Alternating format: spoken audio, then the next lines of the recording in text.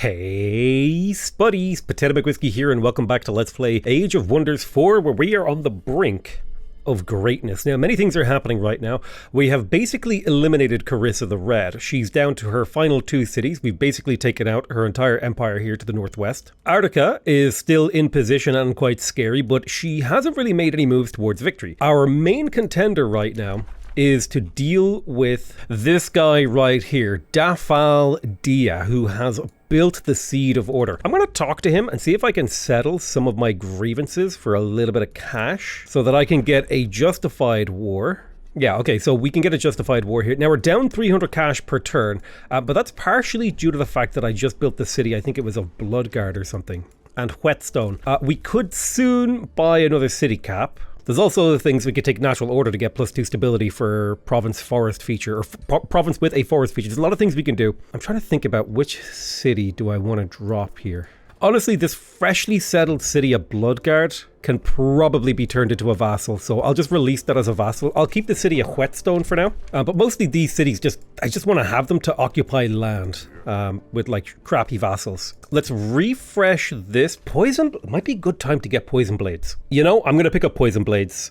Well, let me refresh one more time. Here we go. This is the spell I wanted. Gremlin Ambusher. So this is a sustained city spell. You target a city, and whenever you fight in that city, a gremlin will be summoned next to one of your units. This is a tier 2 fiend unit, and it'll be summoned 5 times for the first 5 turns. This is awesome. It's basically just getting a free unit that causes chaos on the enemy. Let's build the Wizard Tower Channeling Chamber so that we get an extra 10 casting points. I believe we're in the process of casting the Golden Horde. And the city of Hartheim has just been finished. I'm actually not going to choose to release this as a vassal. I think I had planned to do that, but I'm going to keep it for its teleporter, because that teleporter is in a key location, at least until I can get a proper outpost up here. Right, let's go ahead and cast Golden Horde right on this guy's border, which spawns a group of 6 units. And we will be invading his domain immediately. So what did this summon? It actually summoned 6 Sunderers, which is pretty cool. I'm going to immediately declare a justified war on this guy. It's going to be a bit of a problem for both of us, but I can immediately steal this Oracle Woods. This is going to be a great spot for me to summon reinforcements and to heal my armies. Let's start casting another Golden Horde spell. We just need army stacks in his borders ASAP. Right, we also need to deal with these 3 armies from Tugrum Hammerhall, and I have 4 pretty strong armies in the area. I'm trying to think what would be the perfect layout for me. I definitely want all my heroes to participate, and I want all my high tier units to participate. So let me kind of do a little bit of army reorganization. So here's an army stack full of tier 2 units that are going to participate in this battle. Now I want to pick up 2 more of my best stacks. There we go. This should do the trick. This composition looks pretty good. We're going in with a few support units, and we should be able to take these guys out. Now, we're relatively evenly matched, but I think I can auto-combat this, and I should take minimal losses. If I do take more than like 3, yeah, more than 3, I would have fought this. However, I'm perfectly happy to accept that as it stands, especially because I got 300 gold from that and a couple of hero levels, especially hero levels that are going to result in signature skill upgrades. So what are we looking at now? Holy Retribution, Summon Undead. This is a great spell to pick up, especially on Ashenel. This will give me +1 Shadow Affinity because she is my ruler. I will finally take the Weaver ability from her, which will allow her to refresh any of her once per battle abilities, like for example, Overchannel, etc. This makes her a much stronger character. We did get a free Fury from that battle. We lost a few units, but nothing we can't replace. I'm going to build an outpost here so I can have a teleporter in the nearby area. And it is time to engage in the siege for this city. This should be a very easy auto combat, especially because we have all the really high tier units here. And we will be raising this city, I think. And then immediately moving on with our lives to head even further south. I've got 3 new stacks I can bring to bear upon this guy, which I'm very happy about. I'll need to bring a hero stack over to Safeword to put it under siege. But I've more or less got most of the map under control. Sure enough, I lost a couple of vassal cities to the south here, but they're not important. I am a little bit worried about these doom stacks here that are coming for me. However, he's not ready for my counterattack, so I'm not worried. I am going to just sit this stack here for now, because I'm scared that he'll put troops through the teleporter and then come fight me. And I want to have at least 3 stacks to participate in every battle, especially because we're so late in the game that it could go really poorly if I don't do that. I think it's about time that we made the city of Fangvale become a vassal as well. It's kind of a suboptimal city, and a lot of my cities are kind of suboptimal, but this city is probably fine to turn into a vassal. That'll free up a slot for actually potentially good cities up here in the north. City of Slampit is ready to become a tier 4 metropolis city, so I will go ahead and build that. And I guess I'll start building up another stack of tier 3. you managed to get your second signature ability, and you're very much so get in enemies' faces here. But Dark Ritual is a super powerful ability because it has a chance to create zombies. You can use it to make zombies, which makes it really powerful. I'm also going to take defense on you. You got to stay alive. You're like a melee hero. Let's grab another Whispering Stone so I can start to improve my relationships with some of these vassals that I have. It'll take a while for them to be built up, but I think it makes sense for me to do this. I'm also going to go ahead and come in here and buy Natural Order to max out my happiness in my capital. That'll bring us up to 120 city stability, which will give us Harmony, which is a 15% boost. It also means I can now withdraw the Whispering Stone from this city, but it's not necessary. And I can give it to places like the city of Scaffold. I'm going to recruit some units for Scaffold to fight with. Actually, my money is really low. I need to start pillaging again. I've spent all my money. I have tons of mana, which is like why I can spam Golden Horde. Oh, he came and attacked me anyway. I'm going to manually fight this to see if I can get a few unit kills. Also a bit of a pro move. Wherever my units move, they create fire. So it's probably a good idea that I just try to set the battlefield alight as much as possible because they're Scions of the Flame. Now I could drop a Fan the Inferno here, which would like do major damage and set all these units on fire. And I do like that idea. So they'll burn for a few turns now. It's a high impact ability that I should absolutely take advantage of. We've set huge swathes of the battlefield alight. Let's keep lighting fires. Curious to see what kind of abilities he might use here. Oh, he teleported forward and then threw a cyclone at me. All right. He's thrown out a bit of healing, a bit of burning. I could do another Fan the Inferno here. That's good damage. It's a very expensive spell. That's the thing. I think I'm going to cast a Fury of the Horde because that will actually get me triple strengthened on all these units, which will allow me to do a lot of work. Let's keep falling back. We want them to run through the fire when they get to us. We want them to suffer on their way. Oh, I forgot to move one of my units. Well, that's a big mistake because he just dies now. Although, it does mean we might get a really sick Fan the Inferno here. And let's really fall back to the corner to make them run through the fire. We set that whole woods on fire. They should take burning damage at the end of this turn. Alright, here we go. This is the moment to counterattack where you might get some extra damage in. Let's drop a Vine Prison in their way to distract them so that we can focus on the units that are here. Let's kill this scout unit. Perfect. And we will kill this scout unit as well. Now we want to try and get this shock unit surrounded in some way. So we can do damage, but he'll counterattack, which is not cool. So let's throw, get as close to him as we can and just try to throw stuff at him. The more we can soften him up, the better. Now this hero is in a little bit of a vulnerable spot. We can get a pretty good melee attack on him. Can we get a good Fury of the Horde? We can get a gentle Fury of the Horde. Can we get up and hit him? He did graze me. Oh man, can we potentially kill this hero? We can. That's big. Heroes are expensive to recall. I don't think much more mana will be worth spending on this battle, so I'm just going to go ahead and auto-resolve from here on out. Let the chips fall where they may. I managed to do what I wanted to. I killed a hero. I got some value. I damaged the army. Yeah, killed 2 scouts and a level 8 hero. I'd say that was a pretty successful battle on my half. Ardica declared war on me again, because of course she did. Let's go ahead and summon another Golden Horde, but the great thing is we can summon it directly into this province, and this time, he is not protected by another army stack, so this is an opportunity for me to get another battle in here and pick apart his army using magic and positioning. So let's do the spear strikes first to sunder his defense to make him easier to kill. That'll be -3 armor off of him, which is a huge reduction in his effective HP. And then we'll do a series of strikes against him to make sure we can get a kill. You'll do a defensive formation, and then we'll drop a diffuse health on him that will damage him and heal the rest of my army. Perfect. I'm pretty sure if he tries to do anything, he'll be in a bad way. Oh, flanking attack hurts me. It's okay. All right, we should be able to get this kill. There we go. Perfect. We'll get rid of this spiderling as well. They'll get a counterattack, but I should be able to do the damage. Vengeful Flames, Holy Retribution. Can we get a flank on this bad boy? Let's drop a diffuse health. That'll heal everyone. We get a nice boom. You do the boom. You'll take the counterattack. You'll lose a couple of models, and then this guy can get a full triple attack. Boom, boom, boom. So we might be able to take out this hero. It's looking kind of okay for us right now. It's not looking great. It's looking okay. It's looking bad. Now it's looking bad. Okay, let's drop a Vine Prison to try to buy some time. Let's try to get this kill. You go here. Oh, I wasn't expecting you to take that much damage. Ooh, the wolf flank was brutal. That's okay. We'll have another Golden Horde soon, and real army stacks will arrive. Come on, I need you to get this kill. You grazed. Can I spend mana to get this kill? I can. Boom. He's dead. Alright, so we killed both the heroes. Honestly, I call that a win. I spent a lot of mana to get it done, but it was worth it. Let's keep summoning the Golden Horde. We ruined a city over here. We will rebuild. Oh, I forgot to leave a hero. Oops. I guess I could recruit a hero. Who have I got to resurrect? None of these guys. I'll take this Shadow Adept. It could be handy to have a little bit of extra shadow magic. So I'll recruit you for 600 gold. You can take this army stack. Had a little army stack ready and waiting. How long until the teleporter is arrived? Probably a turn or two. So then you'll be able to teleport over there and build that city. Looks like a brigand camp has been spawned there. I believe there's actually a spell you can use to make this happen. I think it's a pretty late game chaos spell, which is kind of cool because you can clear this yourself and get some resources and stuff out of it. Oh, the farm ruins actually rioted and turned into a brigand camp. Interesting. I think this is the last wizard building I need to make, the teleportation circle, which will allow me to teleport any friendly army to the throne city. So I've made the map effectively really small. Now, I'm pretty sure I made Rafal Dia return to the Void, so I don't think he can get progress on his magic victory while he's in the Void. I could be wrong on that, though. Let's begin the siege of Flintwall. It'll be a 10-turn siege. She does have her Baylor. We're going to harass defenders. No, I lied. We're going to headlong assault to make it go faster.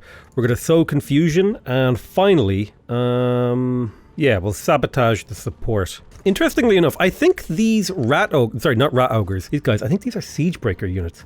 Yeah, so these actually do fortification damage. So I might want to build like a stack of these units so that I can pull down cities faster. Because if I have 5 of these war breeds in an army, they can break a city a few turns faster. So I suppose if I add 3 more war breeds, I'd be able to siege down cities 50% faster at a baseline, and then I could add another, 5? So I'd be able to siege down twice as fast, maybe 3 times, maybe... I'd be able to siege down slightly faster, basically, is the point. Let's begin sieging Safeword as well. That'll be an 18-turn siege. Headlong assault, sow confusion, and tower bombardment. That'll bring it down to a 10-turn siege, which I think is a lot more reasonable. So, it's time for our second tier 4 tome. Now, we do have the choice. We could go for the Tome of the Demon Gate as well.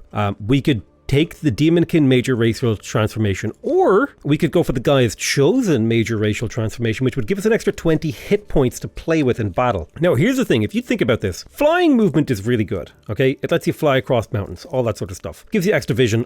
Really fantastic. Here's the thing though. We have a ton of like tier 1 units getting spammed down. 20 hit points per tier 1 unit is super strong. So like the Tome of Paradise is really attractive. We could go for the Tome of Nature's Wrath, right? We would get destructive regrowth. It would allow us to destroy a province and turn it into a forest. We could awaken instinct, which would give all of my units 15 health. They would regain all of their action points and they would go berserk for 2 turns. So this is essentially like my entire army goes ham on you. Now, the Horned God is probably one of the strongest units in the entire game, purely because of this Animate Flora ability. It's kind of insane.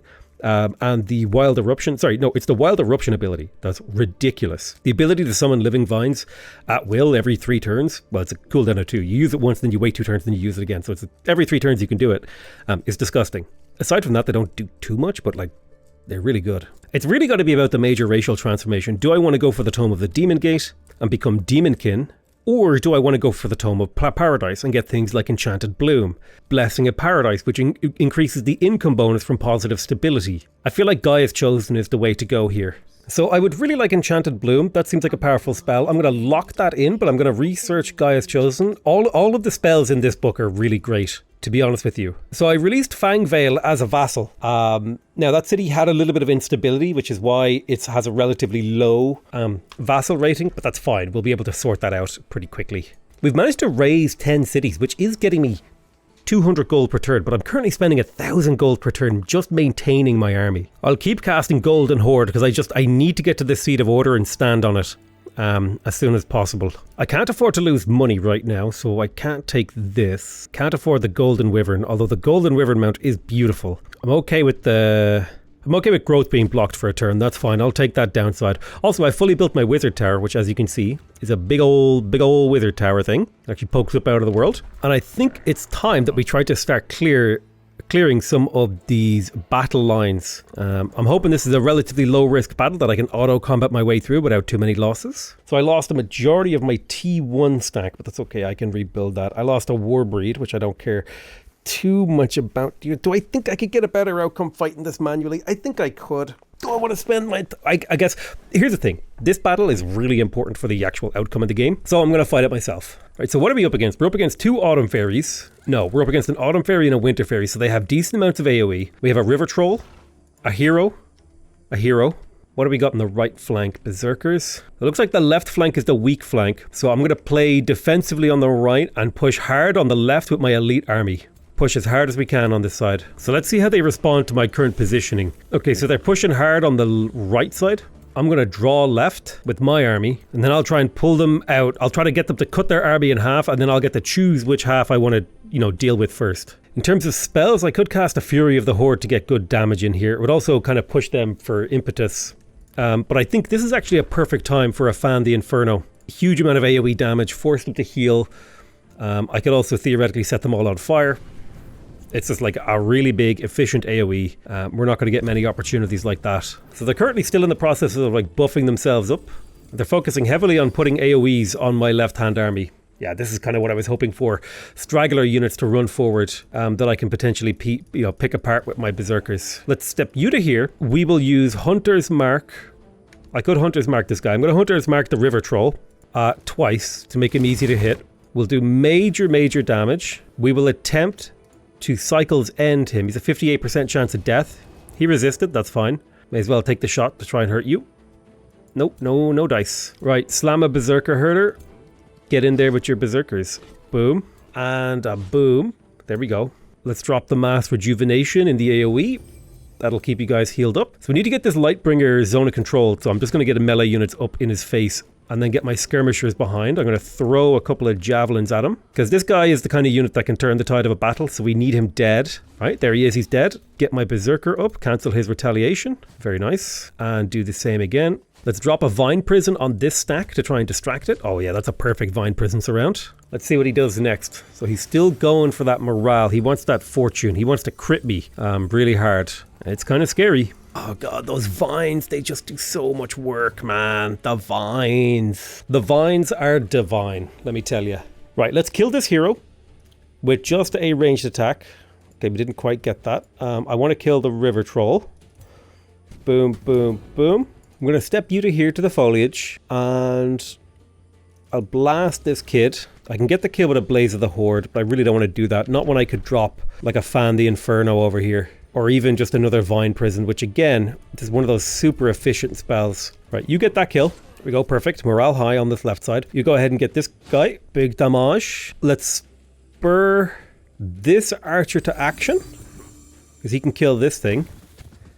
Perfect. Now you still got action points. Let's hit him with a little restore. Keep him nice and healthy. Now we got to deal with this right side. This right side is a little bit more chaotic, a little bit more scrappy. I think if I can kill some of these units though, it'll go considerably better for me. Okay, this is a spearman. What if I were to throw a javelin at him? Sunder his defense. Does he still? Yeah, he's still. Let's sunder him again. This should be a kill now, I think, with this Berserker. Perfect. Even though you get counterattacked. So these shield units are kind of expendable. 66% chance, 35%. Go for the 66% chance of a stun. Nice one. That'll let you get 3 melee strikes in. Boom, boom, boom. Those are crits. We love to see crits here. Go ahead and throw a spear to make him weaker. And we will use this archer to theoretically finish that wolf. Move all the way up with this archer. Can we get a kill on this? Yeah, there we go. Chaplain kills. We want you in a good position for the next turn. Go ahead and magically blast him. We want you in a good position for the turn after that when you'll be able to heal again. So looking at the board state, I'm feeling pretty good. I feel like I've won both sides pretty efficiently. I still might lose a unit or two over on this right side, and I'm okay with that. Yeah, we're just taking a little bit of counterattack damage. But these war breeds are so insane that it's honestly hard to deal with them. God, I love these vines, man. They just eat up enemy actions. Right, first things first, I think we're Hunter's marking this knight. That'll make him quite a bit easier to hit, and not only hit, but also damage. So let's boom, boom, boom. Big hits. Now you got to do serious work here. Good job. Right, Berserker, finish him. Awesome. Berserker, finish him. Boom. Awesome. Right. Fortune favors the bold. Throw a little bit of that. Oh man, we could get behind him. We'd take 15 damage, but we'd get behind him. Let's step forward twice and then shoot this guy. That is so much damage, dude. These late game archers are actually kind of blowing my mind right now. Super good. Give him a big ol' heal. Get him back up to 3 models if we can. Not quite, but that's okay. Now, is it better to do a power slash? What does this do? 36 damage versus 30. Step here. 36 damage. I see where I went wrong there. That's okay. Throw a little spear at our boy. Throw a little zap at our boy. Oh, miss. Okay, that feels bad. Cancel his retaliation. go for his face. And then I think that's it for this turn. I feel like we've got it under control. We got this. Right, our enemies are routing. Let's make sure we kill that hero. That's the most important thing to me, is that hero dies. Perfect. Then I want to take out these fairies. So I'll take 2 okay shots at them. Make sure they go down. Come on now, 46%. There we go. The enemy are routing. We'll let them rout. This is a much better outcome than what we originally got. We only lost 2 units rather than losing war breeds and all those other units. Much happier with this outcome, especially because it means this guy gets his signature skill. Now he has mass rejuvenation. Dark ritual is quite good. I'll take that. Let's keep summoning some golden hordes. We really need to get to that seed of order. We're almost there. I can almost taste it. Let's keep casting those golden hordes. Let's go ahead and stand on the seed of order, which should prevent it from continuing the quest. I need to get over to this sanctuary so that I can break it. It counts as a spell jammer, and it also prevents province improvements from being pillaged. That's a big problem for me. We have finished researching Gaia's Chosen. I will be casting that next. That'll be 20 hit points for every unit in my race. Just to put that into perspective, I believe the baseline hit points of a Sunderer is 50. Because we are, I believe it is hardy. Right, we're a hardy race, we get plus 10 hit points, am I correct? Yeah, we're hardy, so we get plus 10. That means we'll have a total of plus 30 health to these units, meaning they start with 80 health, which is on par with like a berserker or like a glade runner. I almost said blade runner, which is not what that unit is. But yeah, basically this makes our units act like they're like a tier or 2 above where they should be. We're basically out of gold right now. We're like living on the verge of bankruptcy, and which is kind of how I like to live my life in general. I like to live close to the edge, you know what I mean? Financially. The Age of Order has been cancelled. We have managed to pillage the root of order has been pillaged, which I believe was underground here somewhere. And we have also put the Seed of Order under siege, so we've managed to cancel his win condition. And now we got to get up here and blow this city up to take him out of the game. I think this is a case where we go straight for the jugular. No sitting back. Let's summon a Golden Horde. We're going to immediately cast Gaia's Chosen, which will, remember, this gives also all my units charge resistance, which prevents charges from doing much damage. Also, status resistance basically makes your units act like tiers higher. How do I explain that? If you go in and you look at a unit, like take a look at this, right? A tier 1 unit is this way, right? That's what they are. It's a tier 1 unit. It's basic. Let's say I looked at a tier 2 unit. You can see here, this status resistance comes from the fact that it's a tier 2 unit. It has 2 status resistance because it's a tier 2 unit and it has a little bit more health. Then if you look at a tier 3 unit, now this guy's got even more status resistance. It's got 27% reduction. So basically the way Gaia's Chosen works is it essentially ups the tier of your units by like plus 1 or 2. It's basically ups the tier of your unit by 2, essentially. That's the way to think about it. So my entire army of tier 1 spam will now be tier 3 spam in terms of health, not damage. Although we have plenty of damage. God, Arctica's on her way again to here. And the city does not have the kind of defense it needs to hold against her. It's okay, we'll just make it work as best we can. We captured another world tree, which is perfect. I think I'm going to go ahead and take another city cap here so I can go up to 7 cities. I think I have one coming down here in Kilville. I'm going to immediately annex the world tree. This will give me plus 5 Imperium, 15 food, 15 production, and give me 2 mana and 2 knowledge per forester in this city's domain. It'll also give me access to the Entwined Thrall, the Entwined Protector, and the Entwined Scourge, which are all pretty damn good and interesting units that you can take from the Rally of Lieges. This city will be spamming to get to a Woodworkers Guild ASAP. The city just will scale so well off of a Woodworkers Guild. There's no point really going for anything else. Nature's Bounty is okay. Focus of Devastation is alright, but I don't want it. I'm going to go for Enchanted Bloom to give me that food and production in my cities. Still got a major gold resource shortage. We're like barely clinging on when it comes to gold. But here's the thing, my army just continues to grow. It's at an astronomical level. We're spending over 1,100 gold per turn on my army now. And only by pillaging do I maintain somewhat above water in that respect. However, we do have Carissa the Red's capital city under siege, and we're continuously pillaging her city as well. So it's not like I'm sitting on my laurels doing nothing. We're on the sanctuary. We're pillaging the sanctuary. That's huge. We can now cast spells inside his territory, and we can also start pillaging all of his provinces. So let's immediately begin that process. Pillage everything we can get a unit on top of. Again, purely just to fuel my army. Oh, the ruler statue is a big pain to lose because it gives you so much Imperium. So if we can break that, it's a big win. We'll be able to put this under siege next turn. I'm loving it, man. We've broken the back of our enemies. I do like how this purple guy, he's like running around pillaging my vassals and stuff like that when I'm literally sieging down his capital city, and it's 5 turns from falling. Let's begin the siege. A ton of money just came in. We're over 1,000 gold. This is a very swingy build. We're definitely going to sow confusion. We're definitely going to headlong assault, and we're definitely going to, I'd say, construct onagers. That one seems to be a very reliable way to get a good auto resolve. All right, we got ruins everywhere in this city, which is exactly what we want to see. Walls breached in the city of Flintwall. I think this is just an easy auto resolve. They do have a couple of war breeds and a Baylor. We'll lose a couple of units, but easily just knock her out of the game. Let's go ahead and raise that city. Let's see if I can get another pillage in. Oh yeah, we can get a couple pillages here. Boom and boom. Let's go ahead and raise that bad boy. We could absorb this city, but I think raising is the right move. Raising and then settling. We can use the money from raising and settling to then immediately create a teleporter.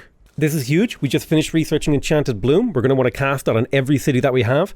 Basically what this city spell does is it's a sustained city spell that costs a little bit of mana, but it converts the entire city's terrain into grassland and then gives +2 food and +2 production per grassland.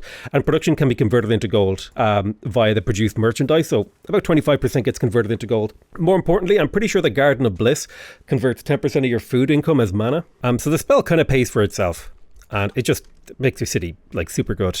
I don't know how else to explain it. Let's rebuild the city we just raised. Now we need to find Carissa's throne city. Did she get a new throne city? Maybe she's in the underground. Let's have a little peek. Yeah, she's got a city down here, so I'm going to go ahead and deal with Borton. Should be a fairly straightforward kill. Whetstone is under siege, although it does have a couple of okay stacks of units to defend it. It might be a good idea. Well, I'm going to cast Gaia's Chosen, which is going to massively increase my auto-resolve potential here, by the way. This is a major racial transformation, so it'll make my people all plant-like and tree-like. I'm very happy about that. And I suppose I will cast Gremlin Ambushers on this city so that I get free units during these battles, and I will cast a Golden Horde to try to just fill up this city with units to defend it. Tiana Greyblood has offered to become my vassal. I'm going to go ahead and accept that deal. Share vision, open borders, wizard bond, and I become their overlord. Hell yeah. I do not see a downside to this. This effectively removes one of the players of the game that I have to kill. It's one less capital city that I need to bring down. I wonder if Carissa the Red would be willing to become my vassal as well, actually, because that would save me a few turns of having to kill her. So I'm going to go ahead and take that deal. I'm happy to pay her off rather than having to run around the map and chase her down to this final city, you know, where her ruler sits here. I'd have to siege it down for 2 turns and blow it up. Rather, I can just vassalize her and move on with my life. Yeah, now I only have to delete 3 more people, 2 of which I have cities under siege. So Arctica considers herself too strong to surrender to us right now. But that's mainly because I haven't actually fought her at all this game. She's kind of thrown a couple of stacks at me, but never really done anything other than pillage me. I know it's not exactly chaotic to accept the vassalization of other wizards, but in the interest of saving a bit of time, I think it's a reasonable thing to do, rather than chasing down every little stack that they have. Wow, even Tugrum Hammerhall would actually consider becoming my vassal, but I'm going to refuse that. Instead, I'm going to just wait the 2 turns to pillage and destroy his city. Now, I wonder if Dafaldia, so I could siege his town for 4 turns, or... he's an Imperial Warlord, so he will never, ever...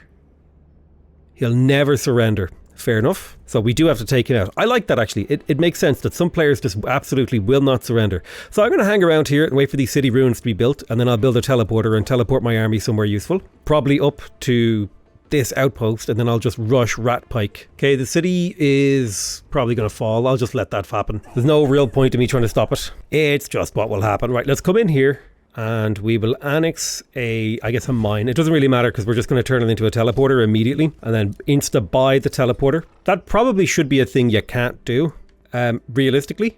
But yeah, I'm just going to teleport all these armies over here, and I'm just going to let Arctica do whatever she wants and just go straight for the jugular. It's like, all right, you want to try and siege down my cities? That's fine. Absolutely, you're welcome to it. We just finished Blessing of Paradise. Let's go ahead and start that. Fortress of Vines is actually fantastic for making our cities basically impenetrable with all this fortification points. So I'm going to take that and I'm going to cast Enchanted Bloom. I'm going to drop on a Golden Horde as well. Where will I drop my Golden Horde? I guess I'll drop them over here and just try to get in and pillage what we can. Need to get over to this Spelljammer and look for a sanctuary in case they have one. Now, it doesn't look like they have a sanctuary, but the Spelljammer for sure we need to get to. I'm going to build as many mines as I can in Tuskheim. I think this could actually be a great city for a Merchant's Guild. Then again, it's hard to pass up the Smith's Guild. It's just so much food in production. Safe word will fall next turn. That'll bring us down to 2 people left to kill. Realistically, it's just Arctica that needs to go. We've got Defal on the ropes. We've got Tugrum Hammerhall on the ropes. We just need to get to Arctica's capital. So once we blow up that Spelljammer, we're good to go. Let's just go ahead and wipe this kid out. Should be an auto combat. That's Tugrum himself. He has gone full undead. Never go full undead. Never ends well for you, my good sir. And there you are. That's a wrapperoo. And to celebrate my triumph, I will spend a bit of cash and get some lovely, lovely Imperium. We will immediately raise the city because that is what we do. We are the raisers, not of the Occam's variety, of the pillaging and killing variety. Right, let's go ahead and cast Enchanted Bloom on my capital city. This will be 2 food and 2 production per province that is grassland. So if I go in here and I have a look at the multipliers based on production, Enchanted Bloom worth 50 production and 50 food. That's quite good. Let's see, multipliers. Garden of Bliss is giving me 35 extra mana. That's pretty good. That's pretty damn good. And I would guess I can just produce merchandise in this city now. Generates 59 gold per turn, which ain't bad. And then the final thing that might be good for me to cast on this city would be the Blessing of Paradise, which will give 40 city stability and double the bonus from positive sub-city stability. Now, that mainly just affects like draft production and stuff like that. But, you know, that's kind of worth it. Like 15 mana converted into 50 food, 50 production. That's not bad. It's really, really, really not that bad. I do need to place down some more forests and get some more foresters. Like, the sheer amount of production coming from the Smith's Guild is very nice. Oh, wow. Enchanted Bloom actually affects draft as well. I had no idea. That's so good. It doesn't say that it affects draft, but it actually seems to. So there's a few of these, like, crappy vassal cities hanging around. I think I can just pay them off and make peace with them. I don't think these are very important cities. So I'll just pay them off to have peace. A little bit of cash here or there. And now we will get all these doom stacks marching on Arctica. So we've unlocked the Beacons of Unity, which is a way if we wanted to win the game without having to conquer the whole map. We just have to occupy a few more provinces, then light the Beacons of Unity, build 3 of them. Basically like the Magic victory. It's a domination/expansion victory, but we're so close to killing Arctica that there's no point in really doing that. Not in my opinion anyway. The city ruins are here. We shall rebuild. That is what we do. I think it would be fun for Chaos, right? Chaos is interesting in that they rip down cities, but they don't necessarily want to rebuild them. But I'm kind of rebuilding them just to hold the land. It would be interesting, you know, in like Warhammer Total War, there is an ability you can get. Sorry, when you're playing one of the Chaos factions, I believe it's the Beastmen. They have an ability whereby they can place these sort of spires, like these stones of chaos, and nobody can settle cities adjacent to this. Nobody can like claim land adjacent to them. They essentially corrupt the world slowly over time. And I think that's a really cool idea. I'm going to go ahead and cast the Blessing of Paradise on my capital city to gain 40 city stability, but also to double the positive stability bonuses. So now we're getting city stability harmony twice. So Harmony gives you a 15% boost to production. So we should be getting about 30, unless it... City Stability Harmony. I see. Some of the harmony is being triggered here. Population upkeep, city structures, multipliers, city stability harmony. Oh my god, that's so much food, dude. I don't think harmony... yeah, it would be nice if harmony applied to some of these currencies as well, but I don't think they do. So I'm pretty sure I can almost one turn a war breed like every single turn, which is an absurd rate of production for a tier 4 shock unit that can basically rip down cities. And so I shall probably begin just spamming war breeds to obliterate my enemies. Although then again, they're really expensive in gold, so maybe I'll go for a slightly better gold ratio. Do you know what? I tell you what, let me summon some magical dudes. Spend a bit of that mana per turn. I'll grab myself some entwined protectors and stuff. Right, Ratpike is under siege. Let's add some siege projects. We will naturally do a headlong assault.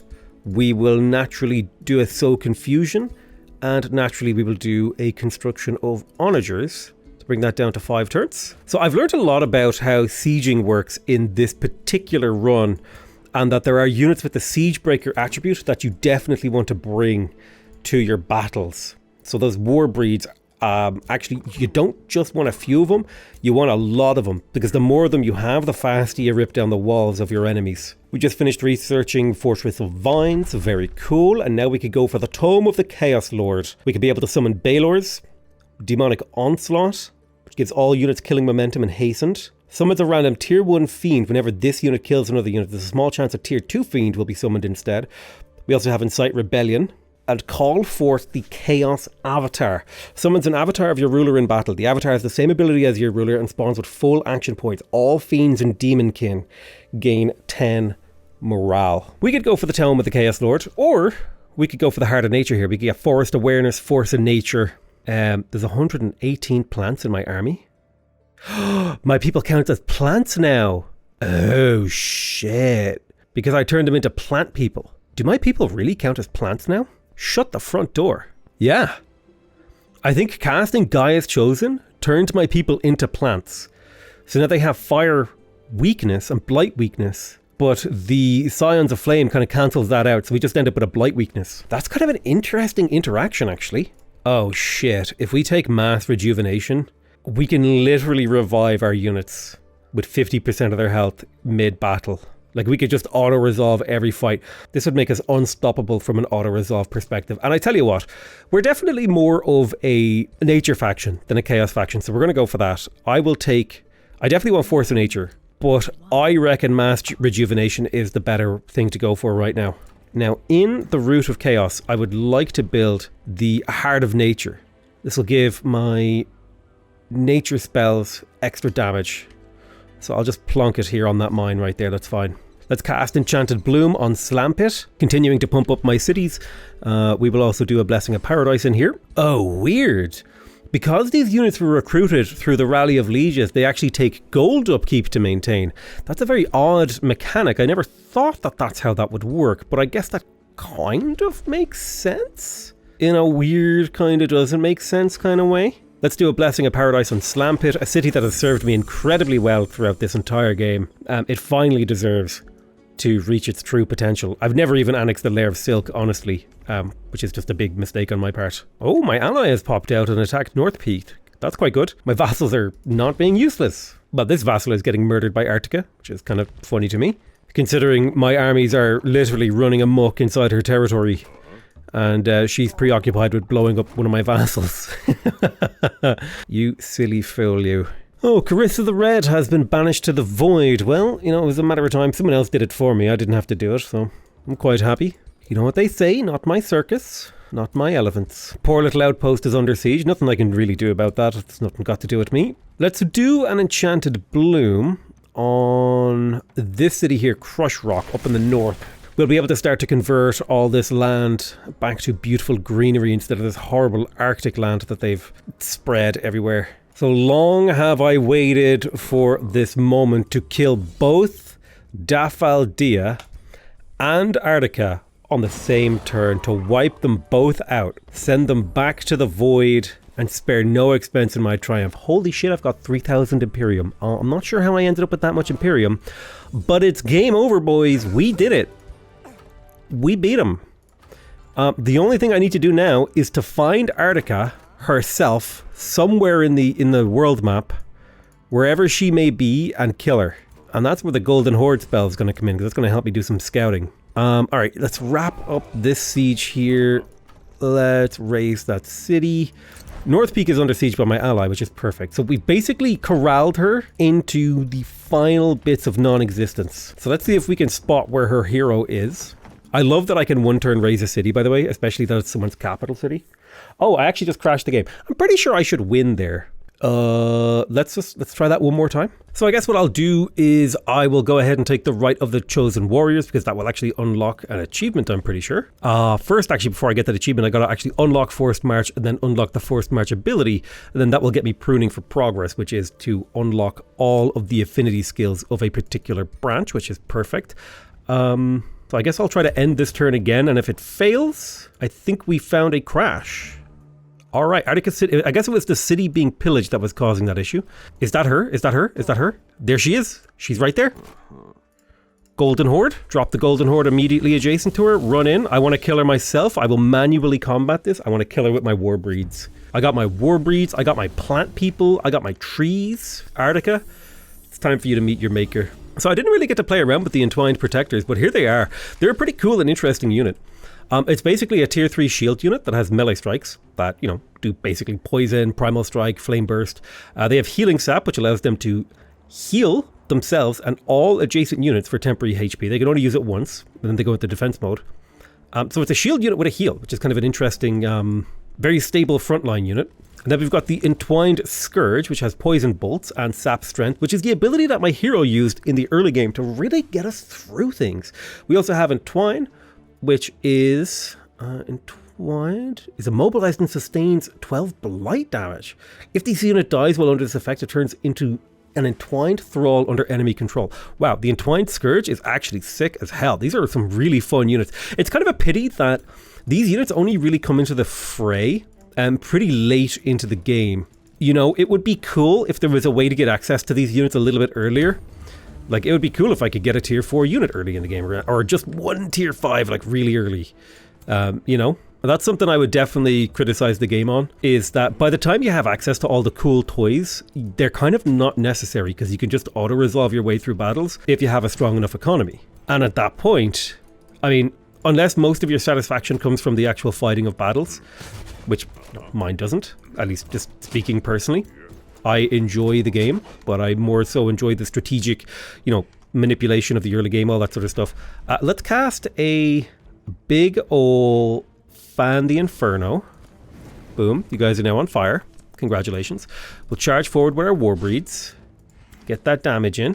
Charge forward with our shield units. Get that damage in. So I could sap strength. I could entwine. Ooh. He resisted my entwine. Okay, let's see what they do. Oh, that was a big web hit. Oh, it was a big storm hit too. All right, she's doing some work. Arctica isn't a slouch. Warbreed, kill the bird. Thank you.